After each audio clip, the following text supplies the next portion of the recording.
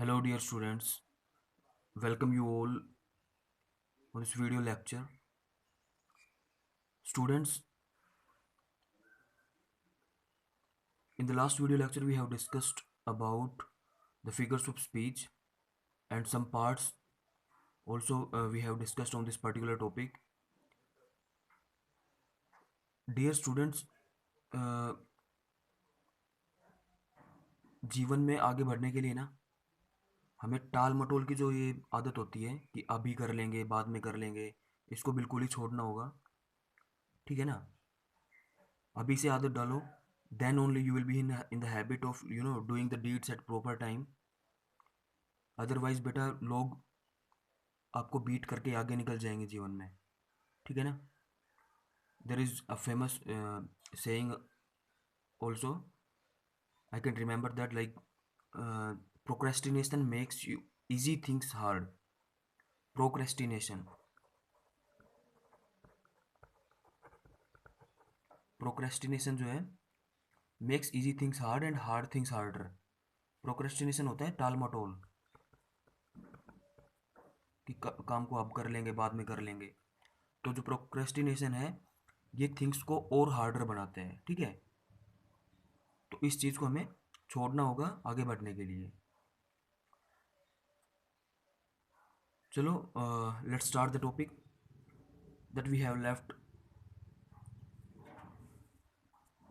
सो हमने कर लिया था fun we have discussed in the last video lecture. आज करेंगे हम जो बचे हुए हैं हमारे पास। चलो एलिट्रेशन करते हैं सबसे पहले। एलिट्रेशन एलिट्रेशन जो है हिंदी में हमने पढ़ा होगा अनुप्रास अलंकार। ठीक है? यानी कि शब्दों की पुनरावृत्ति। उसी तरह एलिट्रेशन होता है क्या? Repetition repetition of initial letters. ठीक है? इन सेम लाइन, किसी भी लाइन के अंदर जब लेटर्स का रिपीटिशन होता है, बार बार पुनरावृत्ति होती है, तो उसको हम क्या बोलते हैं? एलिट्रेशन। ठीक है? जैसे कि sheep should sleep in a shade. ठीक है?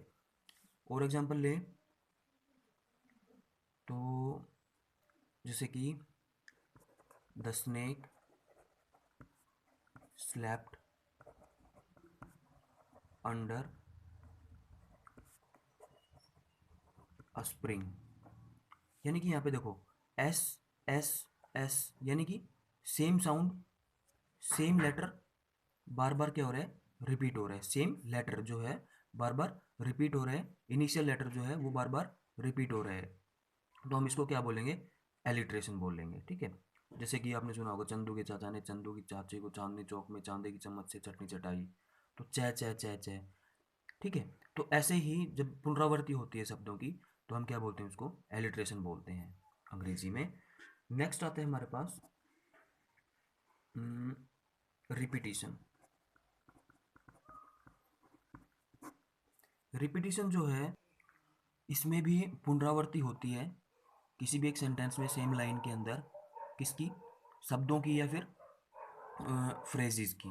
जैसे कि मैं बोलूँ कि work work and work are the keys two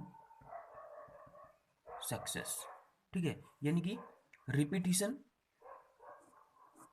is same the repetition of words and phrases in the same line. ठीक है? जब फ्रेजेस और वर्ड्स का क्या होता है? रिपीटिशन होता है बार बार। ठीक है? तो वो क्या होता है?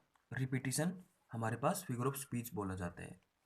जैसे कि एग्जांपल बताया, work work and work are the keys to success. ठीक है? काम में लगे रहना ही क्या है? की टू सक्सेस। तो इसको बोलेंगे हम रिपीटिशन। उसके बाद आता है हमारे पास ओनोमेटोपिया।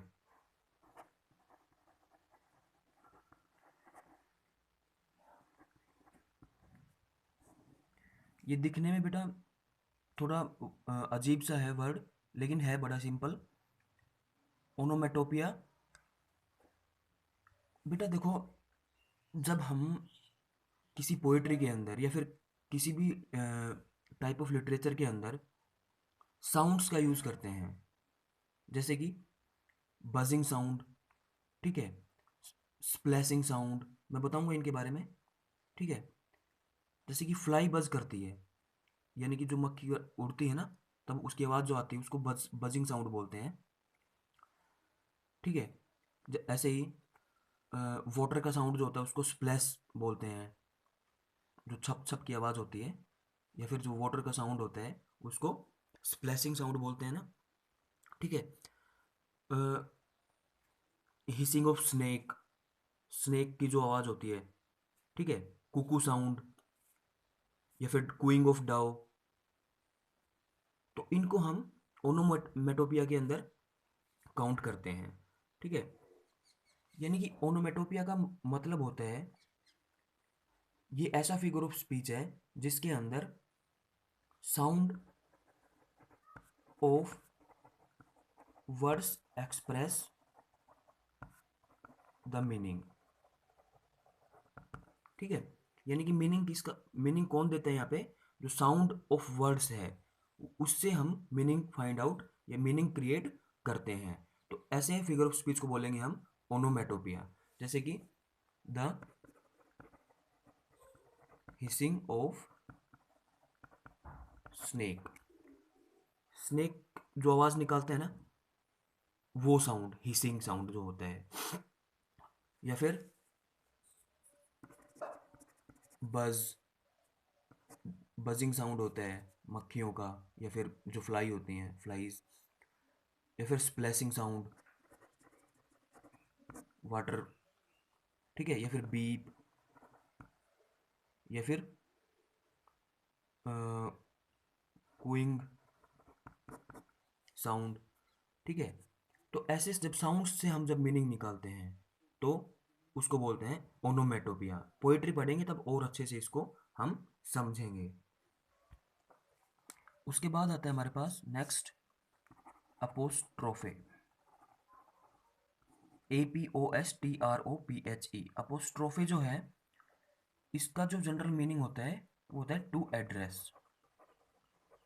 जब हम पोइट्री के अंदर किसी को एड्रेस करते हैं, ठीक है, जैसे कि लाइन पढ़ी होंगी कभी आपने, ओ डेथ,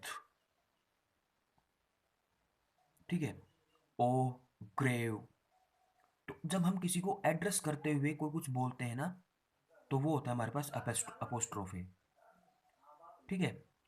यानी कि to address an absent person और ऑब्जेक्ट। जब हम किसी एब्सेंट पर्सन और ऑब्जेक्ट को क्या करते हैं, जो हमारे पास सामने नहीं होता या फिर जो एब्सेंट कंडीशन में होता है, उसको हम एड्रेस करते हैं, ठीक है। एड्रेस करना मतलब किसी को एक तरीके से उस प्लेस के ऊपर आवाज़ लगाना, ठीक है, वो होता है एड्रेस करना। जैसे कि एग्जांपल लेते हैं, ओ होली नाइट, यहाँ पे नाइट को एड्रेस कर रहा है ये, O holy night the stars are shining,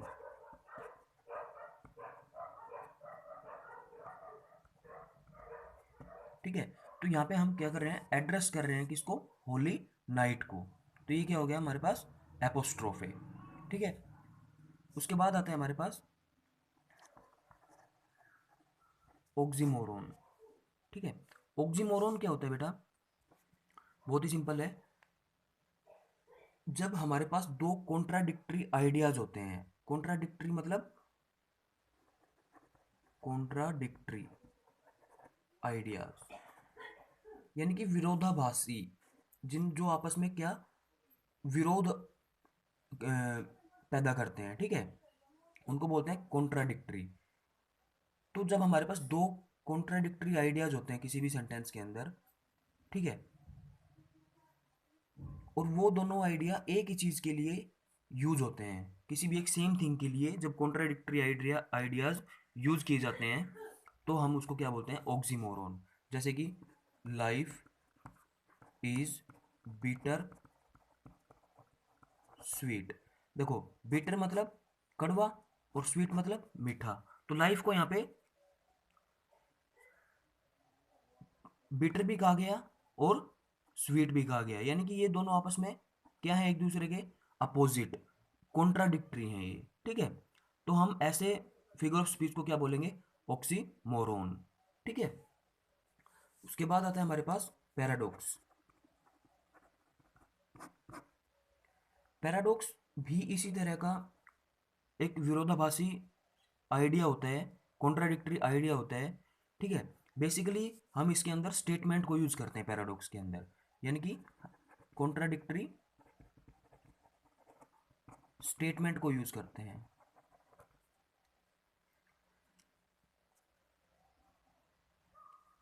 लेकिन ये इसका जो ट्रूथ होता है इस चीज के पीछे, वो बिल्कुल डिफरेंट होता है।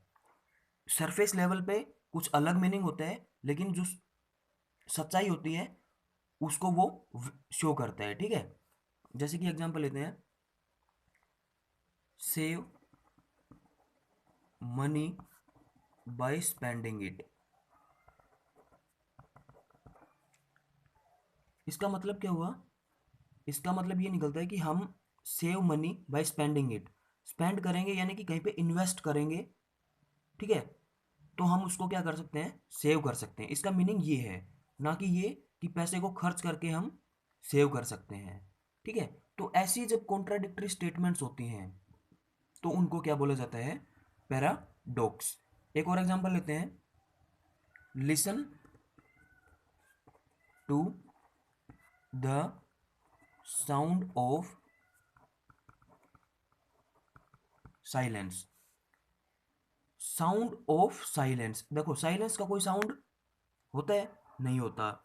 जब साइलेंस ही है तो उसका साउंड क्या होगा, लेकिन यहाँ पे मीनिंग इसका डीपर मीनिंग है। यहाँ पे सरफेस लेवल पे ये सेंटेंस नॉर्मल दिख रहा है, यानी कि एक अलग तरीके से दिख रहा है, लेकिन इसका मीनिंग क्या है, बहुत ही डीपर है, यानी कि ट्रूथफुल वे में हम इसका मीनिंग निकाल सकते हैं। साइलेंस मतलब जो पीस होती है हमारे अंदर, हम जब साइलेंस के अंदर रहते हैं, ठीक है, तो वो जो साउंड होता है वो पीसफुल साउंड होता है, और हमें उसको क्या करना चाहिए, ग्रैब करना चाहिए उस ऐसे अपॉर्चुनिटी को। जब हम साइलेंस के अंदर हो, हमारे ऊपर हमें वर्क करना चाहिए, जिससे हमें ये पता चले कि हमारे अंदर क्या अच्छाई है क्या बुराई है। ठीक है, तो इसका मतलब इस सेंस में निकलता है, ना कि साइलेंस को सुनने के वे सेंस में। ठीक है ना। उसके बाद आता है हमारे पास एंटीथीसिस। ANTITHESIS, antithesis. देखो, एंटी मतलब, एंटी से ही पता चल रहा है हमें, अपोजिट किसी चीज का। ठीक है, एंटी विरोधाभासी। तो ये भी एक तरीके से विरोधाभासी स्टेटमेंट होती हैं।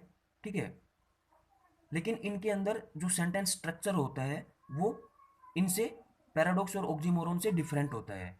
यानी कि अ, एक ही सेंटेंस के सेम स्ट्रक्चर को दोबारा यूज करते हुए हम इसके अंदर कॉन्ट्राडिक्शन क्रिएट करते हैं। जैसे कि अगर मैं बोलूं, टू एर या to error is human, to error is human, to forgive divine. यानी कि गलती करना ह्यूमन नेचर है, और उसको माफ कर देना एक डिवाइन नेचर है, यानी कि गॉडली नेचर है। यानी कि भगवान की तरह हम उस चीज को मानते हैं। यानी कि कहते हैं ना कि जैसे कि माफ करने वाला भगवान होता है और गलती करने वाला इंसान होता है। तो एक ऐसे ही स्ट्रक्चर के अंदर हमने दूसरी बात कही, लेकिन वो इसकी क्या है, ऑपोजिट। तो हम इसको ऐसी सिचुएशंस में हम इसको बोलेंगे एंटीथेसिस। यानी कि two contradictory statements, contradictory statements with almost the same